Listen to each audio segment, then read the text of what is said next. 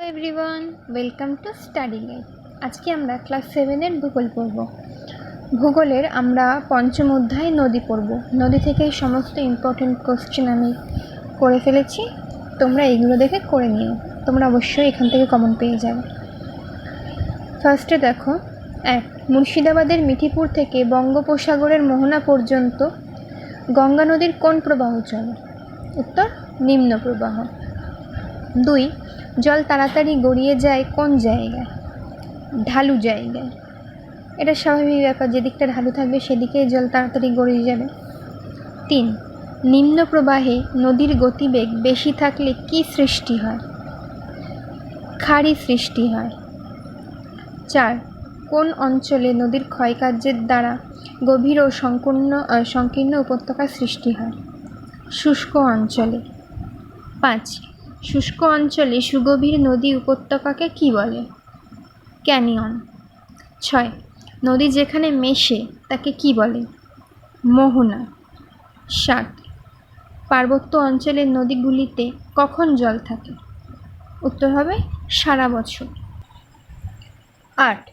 গঙ্গার একটি শাখা নদীর নাম লেখো। উত্তর হবে ভাগীরথী, হুগলি। 9.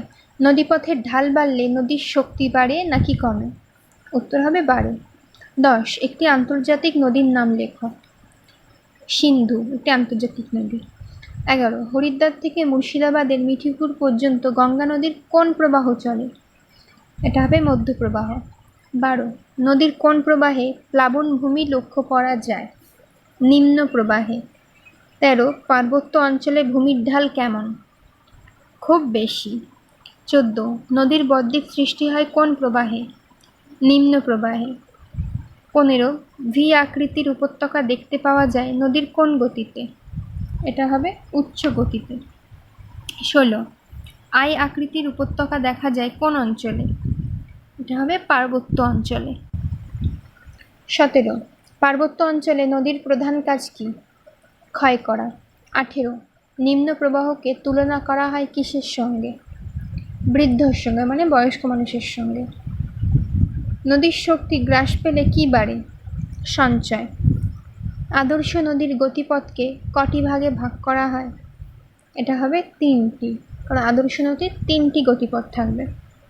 21. নদীর উৎস থেকে মোহনা পর্যন্ত যে খাতের মধ্য দিয়ে নদী প্রবাহিত হয় তাকে কি বলে? নদী উপত্যকা। 22. গঙ্গা নদীর উৎপত্তি কোথা থেকে? এটা হবে হিমবাহ থেকে। 23. নদীর দুকূলে পলি জমে কি গড়ে ওঠে? উত্তর, প্লাবনভূমি, প্লাবন সমভূমি। 24. নদীর মধ্যপ্রবাহে কি সৃষ্টি হয়? অশ্বক্ষুরাকৃতি হ্রদ। অশ্বক্ষুরাকৃতি হ্রদ বা ঘোড়ার পায়ের মতো দেখতে হ্রদটাকেই বলা হচ্ছে অশ্বক্ষুরাকৃতি। পার্বত্য প্রবাহে নদীর শক্তির পরিমাণ কেমন? উত্তর হবে বেশি।